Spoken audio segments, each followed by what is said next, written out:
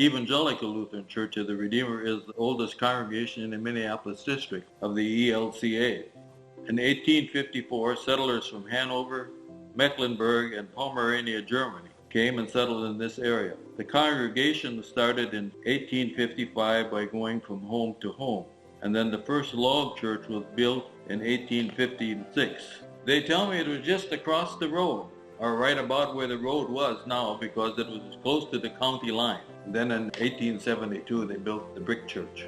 They bought 3 acres, had an acre for the church grounds and an acre for the cemetery, and then they had the rest of it is down there for the pasture and for the cows and horses that the pastors had at that time. The Luther League was our social life, really. This was before TV became popular. Yeah. So the Luther League was the big night of the month. And at one time, we had between 25 and 30 people coming to Luther League. It didn't make no difference if you were married and single, you could still come, whether you were 14 or you were 45. Well, we started out with devotions, mostly by the pastor, and then we had a business meeting, and then after that we played games, and one of our members could play the piano, so we sang a lot of songs, different songs. We played kick the can outside in the summertime.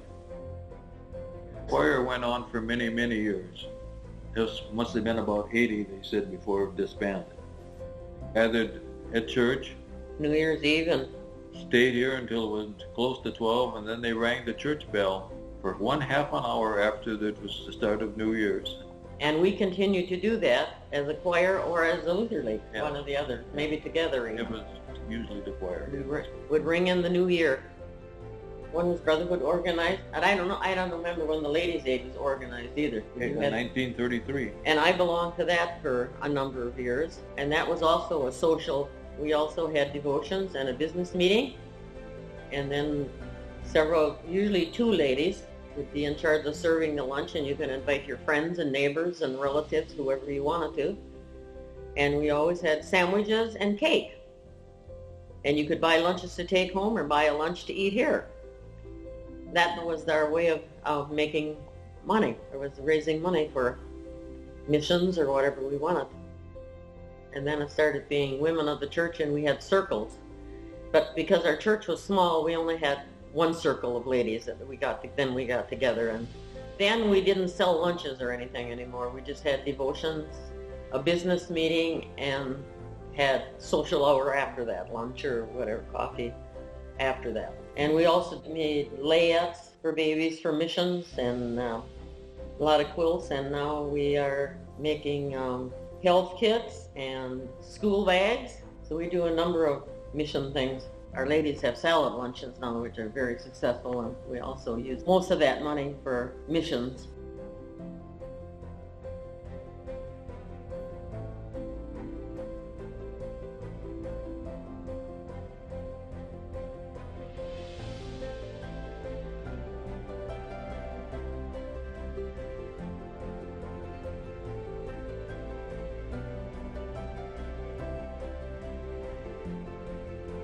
We've usually sent just about all our money away that we've taken in from our pancake supper, which we started in about 1965.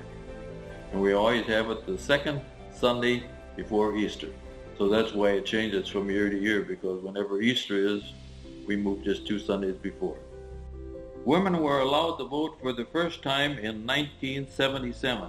First women elected to the church council were Marion Menke and Ardella Teagues in 1979.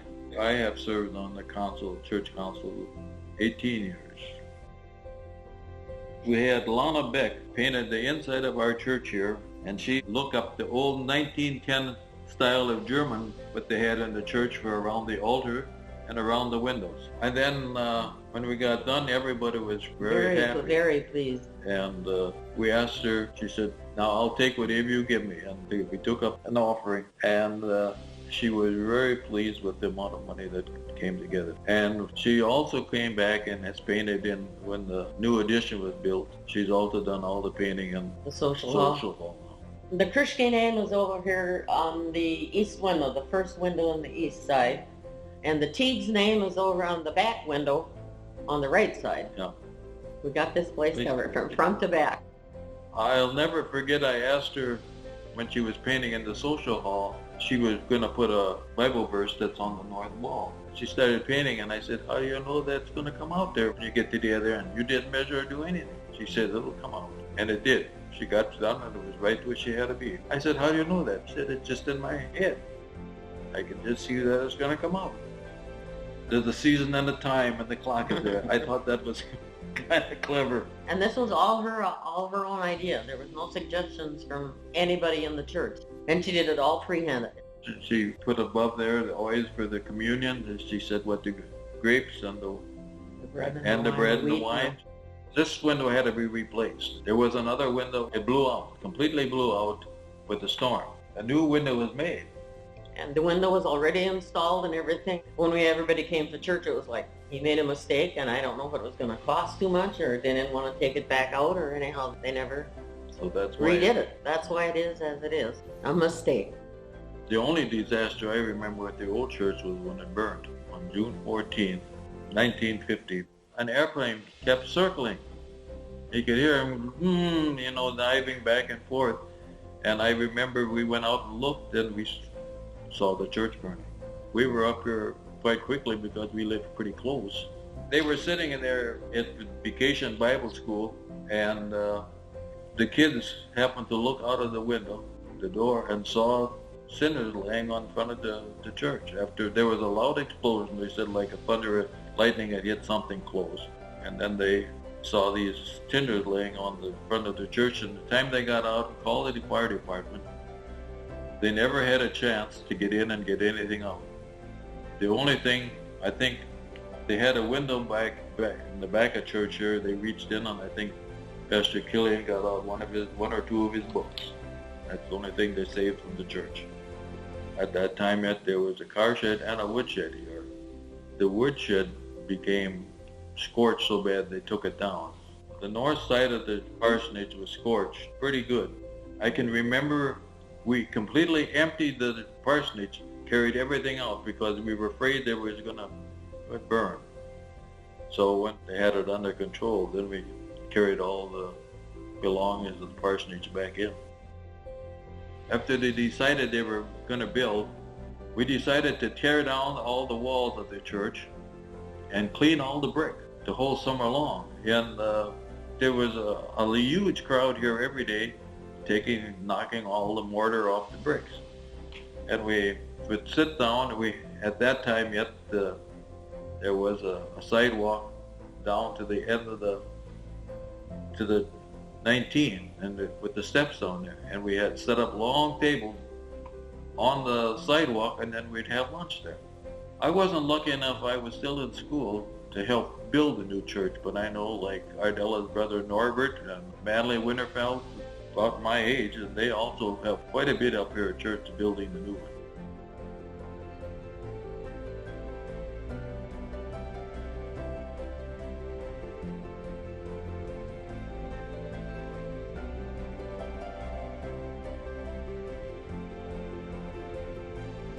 I remember a funny incident that happened when one of our pastors was here. He had his car parked he washed his car over here by the old German school, and he left it stand there, and he went in to eat, and when he came out, he must have left it in gear or something because it rolled ahead with face down into the ditch. And we did have one disaster here with when Pastor Belsky's son was staying at our place at the time, and he had our bicycle to check something, and he turned out in front of a car and got hit, and he broke his arm and his leg and whatever else would happen to him. That was in 45, I believe. Now the church was 100 years old in 1955. And we had decided to get married in June of 1955, and we had set a date. What was it? 16th of June. We had first talked about, and then they decided to have the 100th anniversary of the church. The week before that, 12th or 13th or something like that. They had the dedication. We were going to have the 100th anniversary, and I remember her mother saying, we're not going to have them in the same week. You will have to get married a little later, so we moved our date back to the 23rd of June. That's when we were married. I don't know if there's really a title for what we've done, but we were the ones that laid out the cemetery plots for people after they died. And we started doing this in 1979 that Maynard and I were on it. And this is the first grave that we marked out was Fern Reinitz in 1979. I took over from my dad, Fred G. Krentz, which is down here a couple of stones. Richard Krentz, Tom Krentz, Larry Krentz, and Josh Milnhart took over, starting in January 2014. We don't really know when the oldest headstone is. My dad and Eldon Menke, they spent countless hours trying to find headstones, and there doesn't seem to be a record of all of the ones buried in the northwest corner. That's why there's some empty spaces there. The first row was usually reserved for young babies or very young children when they died. Hello everybody, I am Leon Steer. I was the pastor here from June of 1998 until August of 2010. Congratulations to the congregation on your 160th anniversary year. After I graduated from high school in Belle Plaine, I went to college in Mankato and then Luther Seminary in St. Paul. Following that, I served congregations in North Dakota, Rapidan, Minnesota, and Preston, Minnesota. And following that, I worked with Lutheran Bible Institute for a while in the Twin Cities. And when I finished my work there, we were living in Belle Plaine, and Redeemer was looking for a pastor, and I interviewed and began work here. My kids were out of school when we moved here, but they were members of the congregation, and both were married. I did the weddings for both of them, and Amy at that time was our organist for many years. I have a lot of memories, a lot of good memories of everybody here, a lot of the old friends and elderly people that were here. When I came here, of course that was 17 years ago, are no longer with us, but a long and rich heritage of faith here. One of the things Barb has found very helpful is the anniversary book we put together for the 150th. And I have a good start with that, with the book that Pastor Tingey had done in 1955. Very thorough and complete history of the first 100 years of the congregation, and that made up the first part of that book.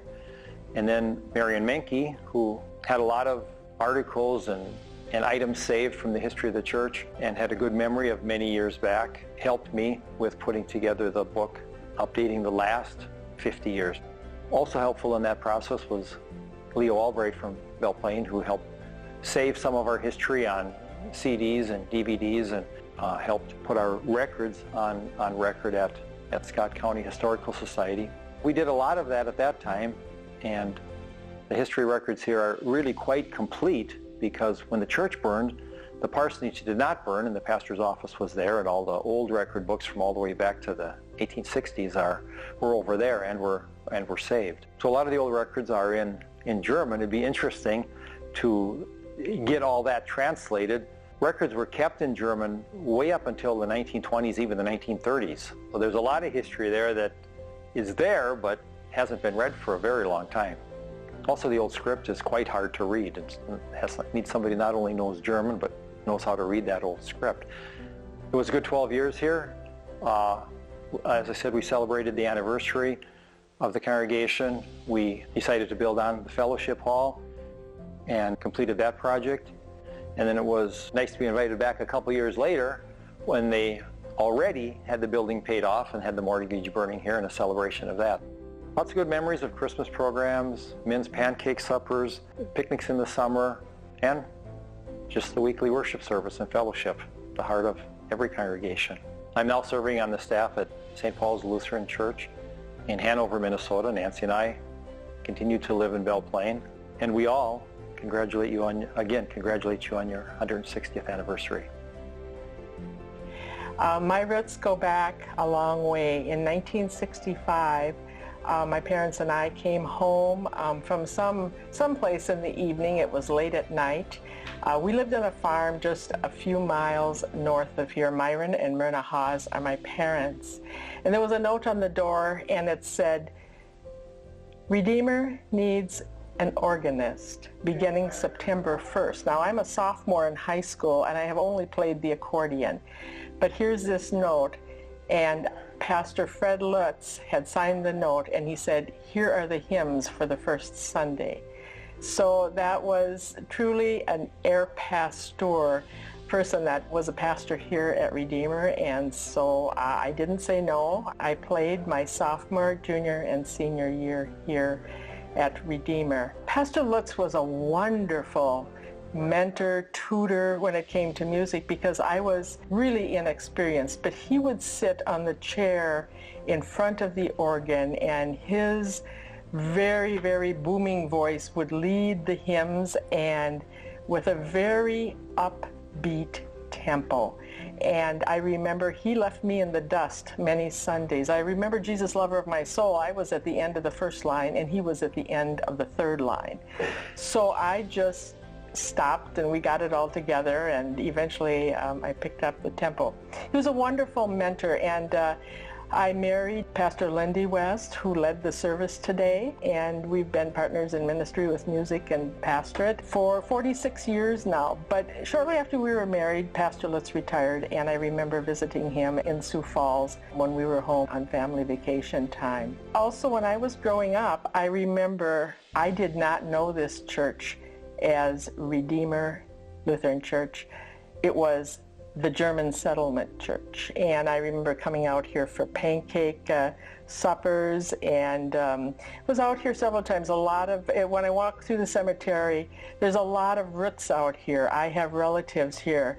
I think my relatives on the Schmidt side was involved out here, as well as on the Haas side, and then went into St. John through marriage, transferred into the church in Belle Plaine. So I'm very grateful to Redeemer for the start they gave me. I'm Lindy West, pastor, married to Diane. We've been married nearly 46 years. Diane Goulson, your pastor, has Diane and me come out every once in a while. I don't preach very much anymore, so I'm sure that your parish cuts me some slack if I stumble along the way, but it's been good experience coming out here. I'm Dale Kessler. This is my wife, Kathy. I was born in 1945 here and baptized by Reverend Killian. I got confirmed here, Reverend Lutz in 1960. We got two children. One is Bill and one Amy Faye, and her husband. And they got 3 kids. Participating in a lot of the activities in church. I've been a Sunday school teacher and member of the council, and I've enjoyed being here all these years. This congregation is wonderful. They participate in the Sunday school also, and Amy helps out as well. I've been to most of the pancake suppers. I helped here almost 50 years. What did we get, around 400 people or so? And a great tradition in this church. I remember the year they had the tornado go through and they lost electricity. And they still kept going. They still kept serving pancakes by candlelight. It has been my honor and privilege to serve as pastor here at Redeemer since February of 2011. And what a wonderful congregation I have gotten to know over these past 4 years. They are so giving, and that is what I also see in their history. They are reaching out and building deeper roots so that they can have longevity in this place. I mean, how incredible to be here 160 years when so many churches just like this one are closing up because of lack of interest and lack of investment by those who are there. I celebrate our family trees that are present always in our pews and the generations that are together. I celebrate the children. I celebrate the grandparents that are here. I mean, the intergenerational work here gives this congregation life. I find them to be a congregation that likes to be behind the scenes. They make sure things get done, and they make sure things get done well. and they care. Whenever someone is in need, people just step forward and are so helpful and are just so aware of what each other needs.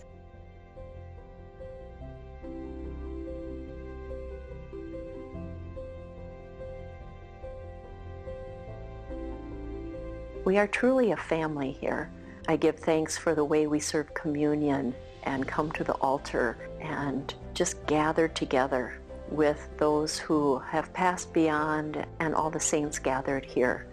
And so all of this just gives me such a warm feeling about the ministry that happens here. And there's so much ministry that isn't part of the church program, but still happens out in the community. They don't even realize that what they are doing each and every day is ministry. And I give thanks to that.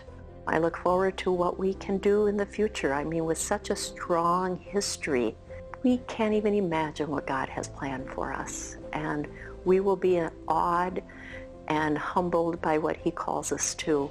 I thank God for that opportunity to serve here with these wonderful people who have such a love of the land and have such a love of God's creation and God's people. So congratulations, Redeemer, on your past, on your present, and on your future. Amen.